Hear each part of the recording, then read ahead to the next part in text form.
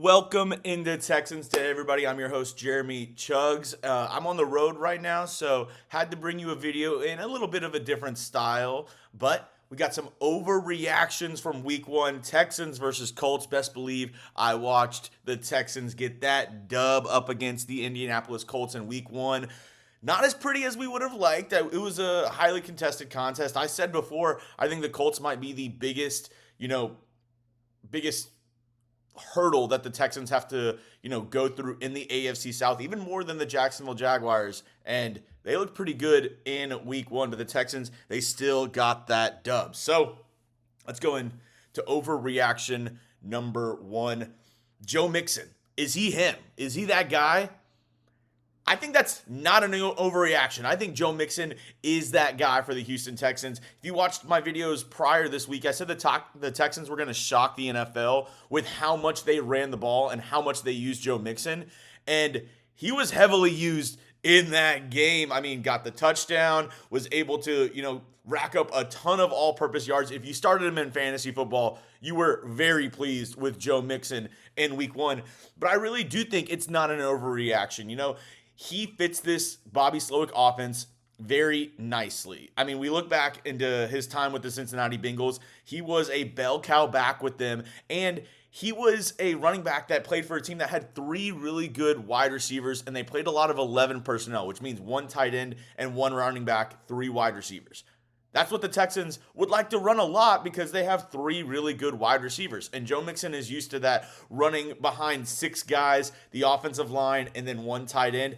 He looked really good. And the offensive line, they looked pretty good in the run game too. We'll get to them later on in the show. But I really think the addition of Joe Mixon, it can't be understated how much he's meaning to this Texans offense this season and what he's going to mean going forward. Because, me included, we're talking about the, backup running backs, Dameon Pierce, Cam Akers, who's going to be RB2, who's going to be RB2. Well, now it doesn't really even seem like that matters as much because Joe Mixon is the guy. He's the RB1. He's going to get a ton of the carries for the Houston Texans throughout this season, and he's not afraid to, put the team on his back and really, take one down for this Texans team and be the guy in the backfield. So I don't think it's an overreaction to say Joe Mixon is the guy for the Texans, especially in the backfield, especially for this Texans running back room. He is him. He looked fantastic. And I mean, the touchdown celly was elite.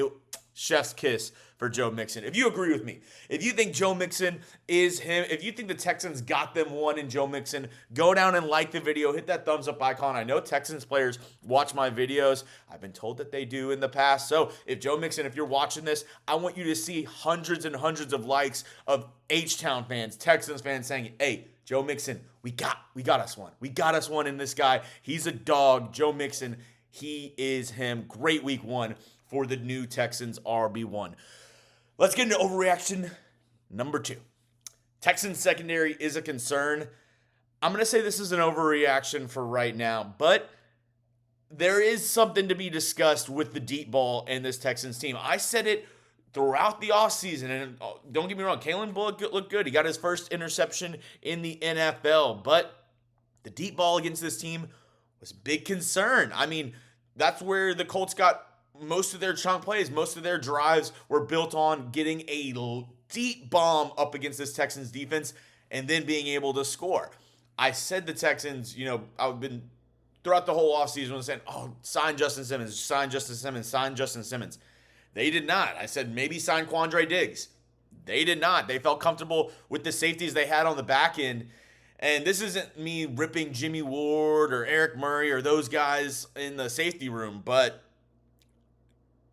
the defense looked pretty good besides that. And, Jonathan Taylor didn't get going on the ground. The front seven looked pretty good.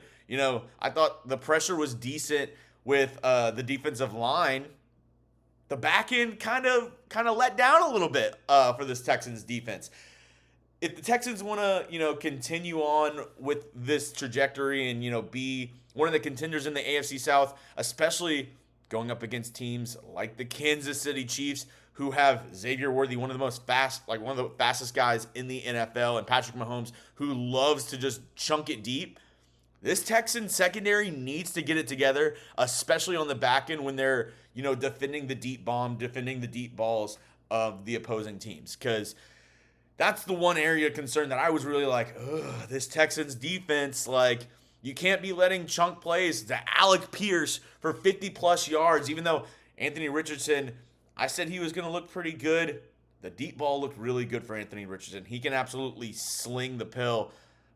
But still, this Texans secondary, this Texans back end needs to fine-tune some things. They need to get a little bit better on the back end. You cannot let those deep balls go like they did in week 1 up against the Colts. Something that we need to watch with Nico Ryans, this Texans defensive staff, and how they're going to change their approach going into week 2 against the Chicago Bears and Caleb Williams. I don't want to see any deep balls like they did up against the Colts. This Texans secondary really needs to step up. Let me know your confidence level in the Texans the Texans safety room. Not the secondary, the Texans safety room. Scale it 1 to 10. 10, you're the most confident in the world. 1, you have no confidence at all. Let me know, just the Texans safeties, what's your confidence level in them? Well, my confidence level in our sponsor today, GameTime, is at a 10 because Texans football is here. And make sure you never miss an opportunity to watch this team with our sponsor, GameTime. They have last-minute deals. You can save up to 60% by buying last-minute tickets to sports, concerts, comedy shows, and theater, all-in pricing. They don't bamboozle you with extra fees and everything at the end. You can toggle the all-in pricing, and it shows you what you're going to pay at the very end. So you don't have a $5 ticket and you get to check out and suddenly it's $20. They make sure they're upfront with their pricing, and you can see your seat view before you even buy your ticket. That means they'll show you a panoramic view of what your seat looks like, so you're not stuck sitting behind a pole, or you're not, thinking that you're getting one seat and getting another.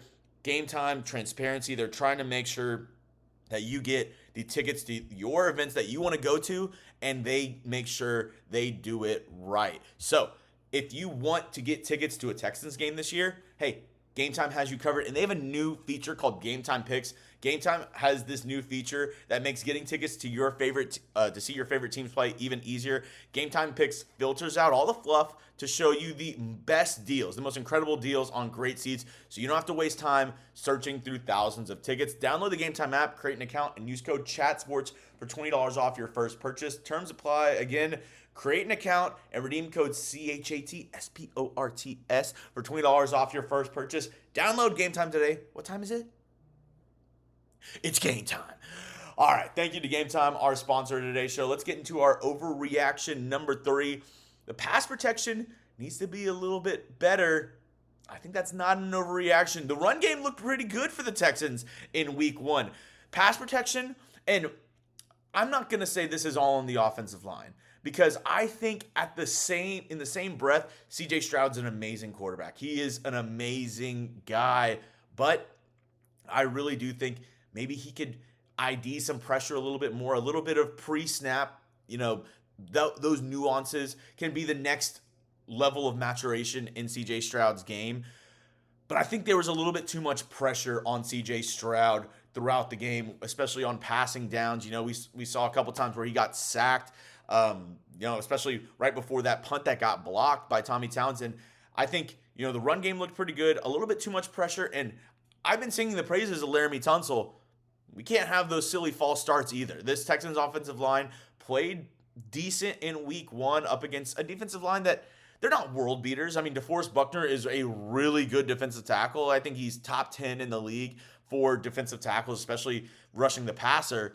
But I mean, the edge rushers, they're not, something crazy for the Indianapolis Colts. I do think this Texans offensive line, they did earn some kudos, especially with how they were blocking the run. I know I saw a stat, Kenyon Green, I believe he had like a 76 run blocking grade on PFF. Really good grade there for Kenyon Green, a former first-round pick who's really trying to prove himself this season for the Houston Texans. But I would like to see a little bit more time for CJ Stroud back there in the pocket. Too much pressure up the interior. Juice Scruggs, Kenyon Green, Shaq Mason need to hold down the interior just a little bit longer for CJ Stroud. And I think, he had a great day. 24, I believe it was 24 or 32. I can double check my statistics right now, but CJ Stroud had a pretty good day throwing the ball. I mean, yeah, 24 to 32, 234 yards, 2 touchdowns for Stroud. I just think, a little bit better with the pass protection is what we need for this Texans offensive line. Before we get into my last overreaction, make sure you hit that sub button. We'll be live next Sunday Night Football up against the Bears. I won't be traveling around. I'll be back at the Chat Sports studios, and we'll be going live with all the action. We'll have giveaways. We'll have prizes. We'll have a ton of fun Sunday night. So be there or be, that's a rectangle. Be there or be square next Sunday up against the Bears on Sunday Night Football. And make sure you hit that sub button. We're trying to get to 20,000 subscribers. Thank you to everybody who subscribed so far. Y'all are absolute real ones, and you really make my job that much better and that much more worth it because y'all support and just the Texans community that we've built on this channel is fantastic. Thank you to everybody who's hit that sub button so far. All right, last overreaction. AFC South better watch out. And that's not an overreaction. Stefon Diggs looked great. This Texans team, even on a, B game, I'll say it. The Texans had a B game up against the Colts, and they still came out with the dub. I mean, you talk about some, minor things here and there. The end of the first half when they weren't able to, get a playoff. They weren't able to spike the ball, do whatever they needed to do. I don't know what Nico Ryans and the coaching staff were thinking at that point in time. But like I said, I think this Texans team had a B game, and they still beat the Colts. Titans, they were up big on the Bears. Let them come back. Will Levis did not look good. Jacksonville, they lost as well to the Dolphins, I believe. They did not look very good. And the rest of this AFC South division, I mean, the Texans, they were favored, of course, throughout, the whole offseason. But I really do think the Texans, it's not all hype. It's not all talk. They are the best team in the AFC South, and they need to go out there each and every week and prove it. Barring any crazy things that happen this year to this Texans team, I think this is their division to lose. They are the number one team in the AFC South that everybody needs to watch out for. And I think week one, I still feel that way after week one. Like I said, Texans, they're atop the division right now. They're 1-0. Every other team lost their week one matchup in our division. So, AFC South, you better watch out because CJ Stroud, he's on one this season. He has Stefon Diggs, who looked really good. Tank Dell only touched the ball a couple times, but when he did, absolutely electric. Nico Collins, that clutch catch at the very end of the game. I mean, this Texans offense is on fire. The Texans defense didn't look too shabby either, besides the deep ball, which we talked about earlier in the show. But like I said, I don't think it's an overreaction that the Texans are the best team in the AFC South, and the rest of this division needs to watch out. Now, that's all I have for you on today's show. If you want to hit me up on social media, I'm at Jeremy Chuggs on TikTok and on Twitter. If you want to follow our IG, it's at Texans Today CS on Instagram. Brand new Texans Today IG, putting out content, even more for you. The content machine is rolling here at Chat Sports. Once again, make sure you hit that subscribe button. We'll be live this Sunday for Sunday Night Football. Don't miss out. And as always, let's go Texans.